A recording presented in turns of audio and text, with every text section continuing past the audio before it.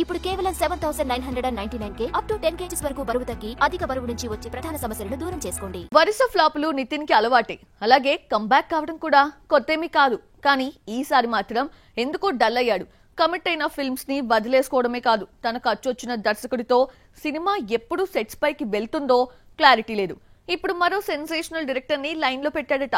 అతడెవరో చూద్దామా? ఫ్లాప్లు వచ్చిన ప్రతిసారి బౌన్స్ బ్యాక్ కావటం నితిన్ కి బాగా తెలుసు. సై తర్వాత డజన్ ఫ్లాప్లు వచ్చినప్పుడే వెనకడుగు వేయని నితిన్ ఈ మధ్య 6-7 డిజాస్టర్స్ వచ్చాక డైలమాలో పడిపోతున్నట్లు కనిపిస్తున్నాడు. ఈ ఏడాది రాబిన్ హుడ్, తమ్ముడు లాంటి ఝలక్స్ తగిలాక మరో సినిమాని సెట్ చేయలేదు నితిన్. అయితే నాని నుండి వచ్చేసిన ఎల్లమ్మను లైన్ లో పెడతాడన్న టాక్ నడిచింది. డైరెక్టర్ వేణు కూడా ప్రిపరేషన్ ప్లాన్ చేసుకున్నాడు. కానీ తమ్ముడు ఫ్లాప్ ఈ ప్రాజెక్ట్ పై దెబ్బేసినట్లే కనిపిస్తోంది. దీంతో ఎల్లమ్మ ప్రాజెక్ట్ నితిన్ నుండి బెల్లంకొండకొచ్చిందన్న టాక్ నడుస్తోంది. ఎల్లమ్మ ఎవరి దగ్గరకు వెళ్లినా నితిన్ చెయ్యట్లేదని మాత్రం గట్టి సమాచారం.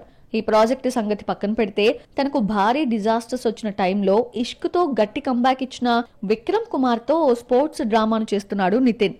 స్వారీ టైటిల్ పరిశీలనలో ఉంది. పూజా హెగ్డే కన్ఫర్మ్ అన్న టాక్ నడిచింది. కానీ ఇది పట్టాలెక్కిన దాఖలాలు లేవు. అలాగే శ్రీను వైట్లతో సినిమా అంటూ రూమర్స్ వచ్చాయి. ఆ న్యూస్ గాసిప్ గానే మిగిలిపోయింది. కానీ ఇంతలో మరో యంగ్ అండ్ డైనమిక్ డైరెక్టర్ పేరు వినిపిస్తోంది. Little hearts fame Sai Marthand Nithiin కి కథ చెప్పాడని latest buzz. Present little hearts hit తో సాయి మార్తాండ్ కు ఆఫర్స్ భారీగానే వస్తున్నాయి.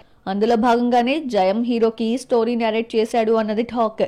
గతంలో 90s ఫేమ్ ఆదిత్య హసన్ దర్శకుడు కూడా నితిన్ తో వర్క్ చేయాలని చూశాడు. కానీ శ్రమ వృధాగా మారింది. మరి ఇప్పుడైనా సాయికి నితిన్ ఓకే చెప్పి ఫ్యాన్స్ ని ఖుషీ చేస్తాడేమో చూడాలి. భీష్మ తర్వాత హిట్టే చూడని నితిన్ నెక్స్ట్ కంబ్యాక్ మూవీ ఏదవుతుందో.